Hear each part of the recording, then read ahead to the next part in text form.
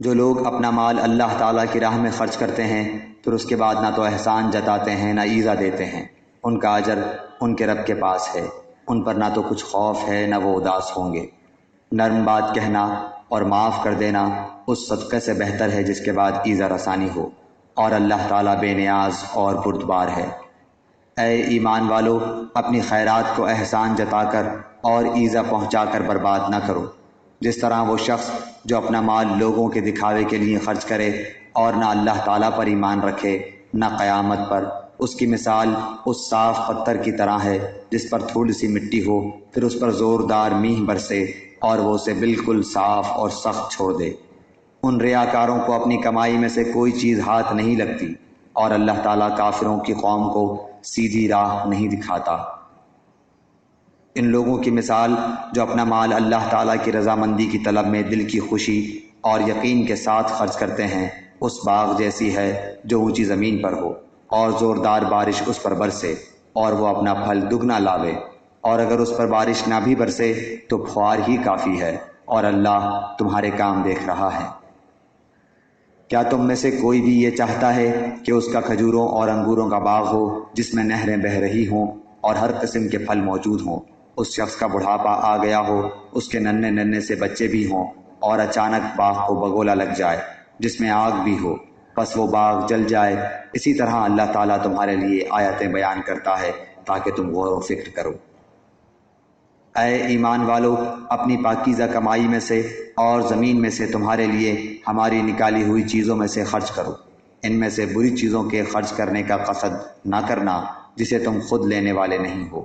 ہاں، اگر آنکھیں بند کر لو تو اور جان لو کہ اللہ تعالیٰ بے پرواہ اور خوبیوں والا ہے۔ شیطان تمہیں فقیری سے دھمکاتا ہے اور بے حیائی کا حکم دیتا ہے، اور اللہ تعالیٰ تم سے اپنی بخشش اور فضل کا وعدہ کرتا ہے۔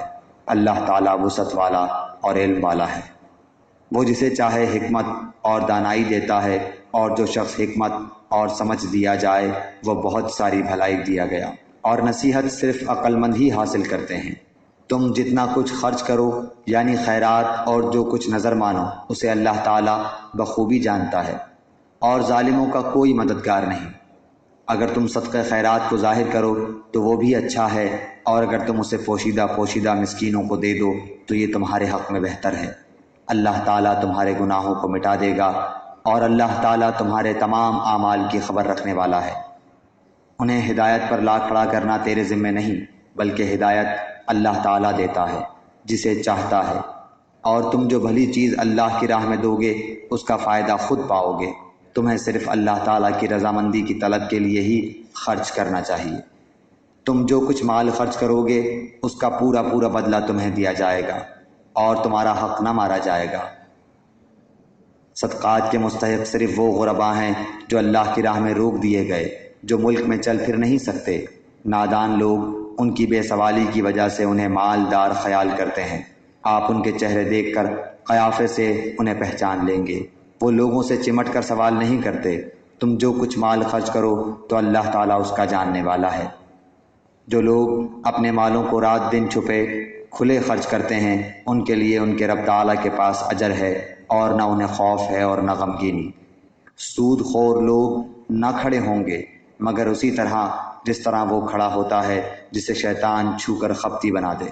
یہ اس لیے کہ یہ کہا کرتے تھے کہ تجارت بھی تو سود ہی کی طرح ہے، حالانکہ اللہ تعالیٰ نے تجارت کو حلال کیا اور سود کو حرام۔ جو شخص اپنے پاس آئی ہوئی اللہ تعالیٰ کی نصیحت سن کر رک گیا اس کے لیے وہ ہے جو گزرا، اور اس کا معاملہ اللہ تعالیٰ کی طرف ہے، اور جو پھر دوبارہ حرام کی طرف لوٹا وہ جہنمی ہے۔ ایسے لوگ ہمیشہ ہی اس میں رہیں گے۔ اللہ تعالیٰ سود کو مٹاتا ہے اور صدقے کو بڑھاتا ہے، اور اللہ تعالیٰ کسی ناشکرے اور گنہگار سے محبت نہیں کرتا۔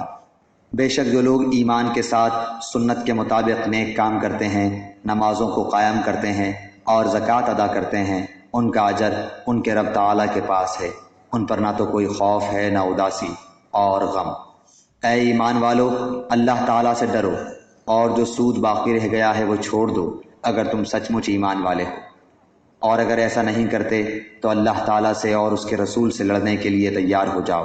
ہاں، اگر توبہ کر لو تو تمہارا اصل مال تمہارا ہی ہے، نہ تم ظلم کرو نہ تم پر ظلم کیا جائے، اور اگر کوئی تنگی والا ہو تو اسے آسانی تک مہلت دینی چاہیے، اور صدقہ کرو تو تمہارے لیے بہت ہی بہتر ہے اگر تم میں علم ہو۔ اور اس دن سے ڈرو جس میں تم سب اللہ تعالیٰ کی طرف لوٹائے جاؤ گے، اور ہر شخص کو اس کے اعمال کا پورا پورا بدلہ دیا جائے گا، اور ان پر ظلم نہیں کیا جائے گا۔ اے ایمان والو، جب تم آپس میں ایک دوسرے سے میعاد مقرر پر قرض کا معاملہ کرو تو اسے لکھ لیا کرو، اور لکھنے والے کو چاہیے کہ تمہارا آپس کا معاملہ عدل سے لکھے۔ کاتب کو چاہیے کہ لکھنے سے انکار نہ کرے جیسے اللہ تعالیٰ نے اسے سکھایا ہے، بس اسے بھی لکھ دینا چاہیے، اور جس کے ذمہ حق ہو وہ لکھوائے، اور اپنے اللہ تعالیٰ سے ڈرے جو اس کا رب ہے، اور حق میں سے کچھ گھٹائے نہیں۔ ہاں، جس شخص کے ذمہ حق ہے وہ اگر نادان ہو یا کمزور ہو یا لکھوانے کی طاقت نہ رکھتا ہو تو اس کا ولی عدل کے ساتھ لکھوا دے، اور اپنے میں سے 2 مرد گواہ رکھ لو، اگر 2 مرد نہ ہوں تو 1 مرد اور 2 عورتیں جنہیں تم گواہوں میں سے پسند کر لو، تاکہ ایک کی بھول چوک کو دوسری یاد دلا دے۔ اور گواہوں کو چاہیے کہ وہ جب بلائے جائیں تو انکار نہ کریں، اور قرض کو جس کی مدت مقرر ہے خواہ چھوٹا ہو یا بڑا ہو لکھنے میں کاہلی نہ کرو، اللہ تعالیٰ کے نزدیک یہ بات بہت انصاف والی ہے، اور گواہی کو بھی درست رکھنے والی اور شک و شبہ سے بھی زیادہ بچانے والی ہے۔ ہاں، یہ اور بات ہے کہ وہ معاملہ نقد تجارت کی شکل میں ہو جو آپس میں تم لین دین کر رہے ہو تو تم پر اس کے نہ لکھنے میں کوئی گناہ نہیں۔ خرید و فروخت کے وقت بھی گواہ مقرر کر لیا کرو، اور یاد رکھو کہ نہ تو لکھنے والے کو نقصان پہنچایا جائے نہ گواہ کو، اور اگر تم یہ کرو تو یہ تمہاری کھلی نافرمانی ہے۔ اللہ تعالیٰ سے ڈرو، اللہ تمہیں تعلیم دے رہا ہے، اور اللہ تعالیٰ ہر چیز کو خوب جاننے والا ہے۔ اور اگر تم سفر میں ہو اور لکھنے والا نہ پاؤ تو رہن قبضے میں رکھ لیا کرو۔ ہاں، اگر آپس میں ایک دوسرے سے مطمئن ہو تو جسے امانت دی گئی ہے وہ اسے ادا کر دے، اور اللہ تعالیٰ سے ڈرتا رہے جو اس کا رب ہے۔ اور گواہی کو نہ چھپاؤ، اور جو اسے چھپا لے وہ گناہ گار دل والا ہے، اور جو کچھ تم کرتے ہو اسے اللہ تعالیٰ خوب جانتا ہے۔ آسمانوں اور زمین کی ہر چیز اللہ تعالیٰ ہی کی ملکیت ہے۔ تمہارے دلوں میں جو کچھ ہے اسے تم ظاہر کرو یا چھپاؤ، اللہ تعالیٰ اس کا حساب تم سے لے گا، پھر جسے چاہے بخشے اور جسے چاہے سزا دے، اور اللہ تعالیٰ ہر چیز پر قادر ہے۔ رسول ایمان لایا اس چیز پر جو اس کی طرف اللہ تعالیٰ کی جانب سے اتری، اور مومن بھی ایمان لائے۔ یہ سب اللہ تعالیٰ اور اس کے فرشتوں پر اور اس کی کتابوں پر اور اس کے رسولوں پر ایمان لائے۔ اس کے رسولوں میں سے کسی میں ہم تفریق نہیں کرتے۔ انہوں نے کہہ دیا کہ ہم نے سنا اور اطاعت کی، ہم تیری بخشش طلب کرتے ہیں، اے ہمارے رب، اور ہمیں تیری ہی طرف لوٹنا ہے۔ اللہ تعالیٰ کسی جان کو اس کی طاقت سے زیادہ تکلیف نہیں دیتا۔ جو نیکی وہ کرے وہ اس کے لیے، اور جو برائی وہ کرے وہ اس پر ہے۔ اے ہمارے رب، اگر ہم بھول گئے ہوں یا خطا کی ہو تو ہمیں نہ پکڑنا۔ اے ہمارے رب، ہم پر وہ بوجھ نہ ڈال جو ہم سے پہلے لوگوں پر ڈالا تھا۔ اے ہمارے رب، ہم پر وہ بوجھ نہ ڈال جس کی ہمیں طاقت نہ ہو، اور ہم سے درگزر فرما، اور ہمیں بخش دے اور ہم پر رحم کر۔ تو ہی ہمارا مالک ہے، ہمیں کافروں کی قوم پر غلبہ عطا فرما۔